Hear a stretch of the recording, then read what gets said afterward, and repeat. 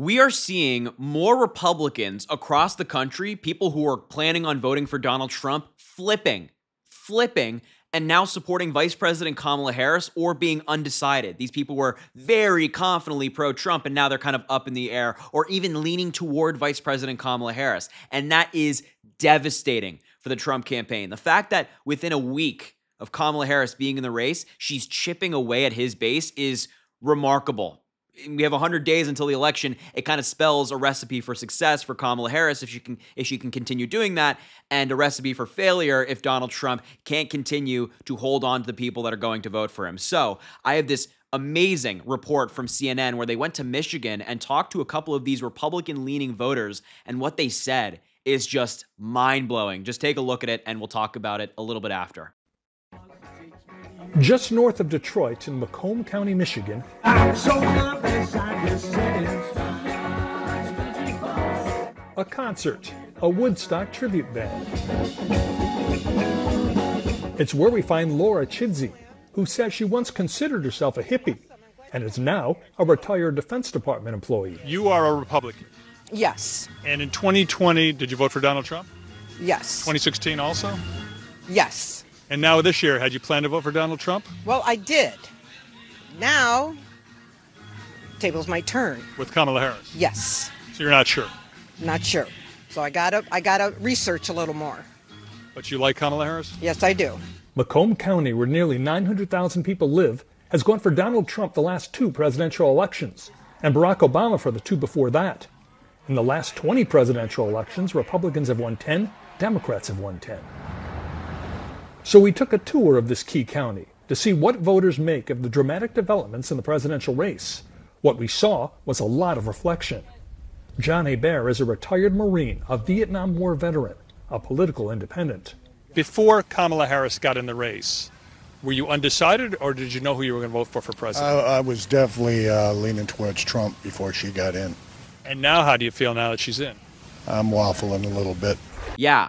Wow. I mean, that is stunning. That is huge. A very, very positive sign for Vice President Harris and her campaign. I mean, that first woman who was at that concert, she says that, yeah, I voted for Trump in 2016. I voted for him in 2020. And now in 2024, she's undecided. Undecided in the crucial swing state of Michigan, a state that could really tip the election one way or the other. But the fact that we have Republican voters like that saying that they might be voting for Harris is amazing. It is such an amazing and a beautiful development, I think I would describe it as. And like, that's not a voter that I think Democratic campaigns would be going after. Like, the voter who voted for Trump in 2016 and 2020 has a high likelihood of voting for Trump again. But that's not the thinking there. She's up in the air. She's undecided. And that second voter as well said, yeah, you know what? I was really a Trump guy. The gentleman, I was really a Trump guy. And now he's going back and forth. He's up in the air as well. I mean, that is huge. This is like Republican area, an area that Donald Trump has historically performed very well in. And if you have folks like this, Trump voters, questioning who they're going to vote for, then that means that we surely have a lot more in the state of Michigan, in the state of Wisconsin, Pennsylvania, North Carolina, Georgia, Arizona, all of these swing states, right? All of these swing states likely have other people who are questioning. They're saying, well, you know what? We have a prosecutor here, Kamala Harris, who's stood up for the rule of law.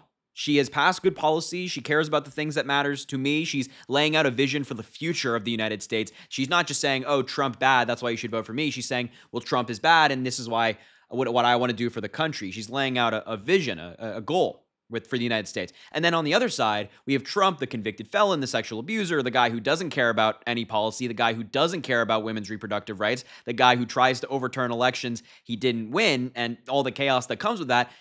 Let's go with Kamala Harris. I think that's the thinking of a lot of people around the country, Democrat, Republican, independent, whatever. I think people are looking toward that vision, that laying out of here's what I want to do, as opposed to the chaos, the insanity that comes with Trump and a possible second Trump term. But, you know, this is only some of the bad news that Donald Trump got today. We also got some polling from a bunch of these swing states, Michigan included, that kind of paints this same picture, that kind of tells us what we just heard in those couple of interviews right there with CNN. So here's some polling on your screen. And interestingly, it came from Fox News. Now, this is a favorability poll.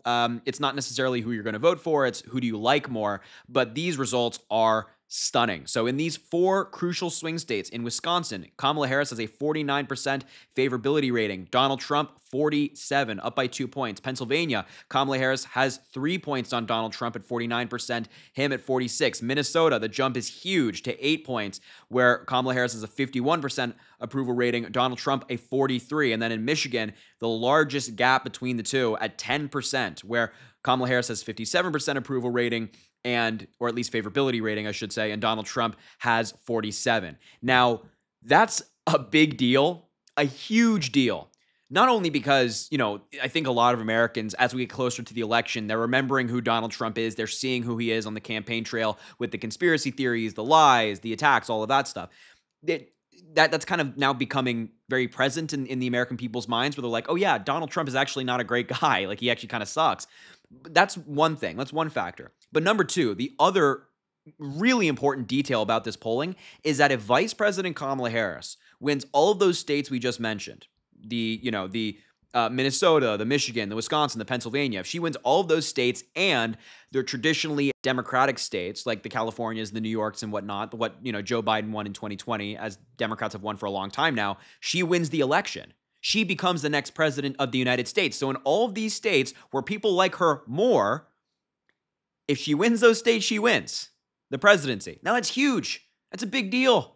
And it shows you how, the chaos that is the Trump campaign and how they're kind of collapsing. We're seeing Donald Trump at his rally in Minnesota last night, his rallies recently in Florida and whatnot, and he seems very desperate. He's trying these weird talking points, like the new one he's rolled out is that Kamala Harris is the most left-leaning person ever, which we know that's not true. And this is a talking point that is tired from the Republicans. They said that about Joe Biden in 2020, who, of course, is not the most left-leaning person in the United States, and now they're trying it with Kamala Harris. And I think the American people aren't buying it. I mean, you're kind of seeing it in these numbers.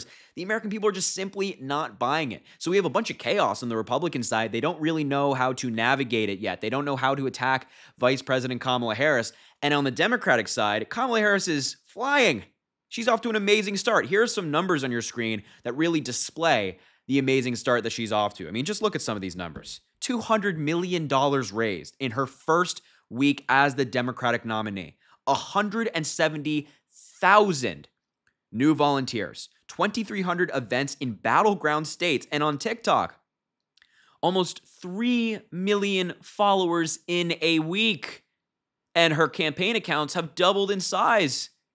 There's an enthusiasm, an excitement around Vice President Kamala Harris, and you're seeing it in literally every data point. Volunteers, fundraising, social media, all of that stuff. She is flying. Off to an amazing start. The Trump campaign cannot keep up. And I've said this in recent videos as well, but right now, and maybe you feel this as well, this genuinely feels like the first time that Trump and the Republicans have had to play some defense, right? It feels like for a long time, they were constantly sending a barrage of attacks towards Joe Biden. All of these attacks are unjustified. They were never factually correct, none of that. But it just felt like that every single day they had something new and their followers were buying into it. Now, they're still trying that same old BS, but it's not working. It's not flying. The American people are seeing through it, saying, you're really trying to tell me that this accomplished, educated, kind, normal human being like Vice President Kamala Harris, who was a district attorney, an attorney general, a senator, a vice president, now a Democratic nominee, is left-leaning or unintelligent or something of that? No, of course she's not. Of course she's not. So not only do people like Kamala Harris as a person, and again, you're seeing this in the data, they like her policy. They like her policy. She's favored in these states. People are aligning with her policy, and her campaign's flying right now. So this is really bad news for Donald Trump when his own followers in some of these states are flipping on him. That's bad news. There are 100 days until the election, and within 1 week, we have these solid Trump voters questioning their vote.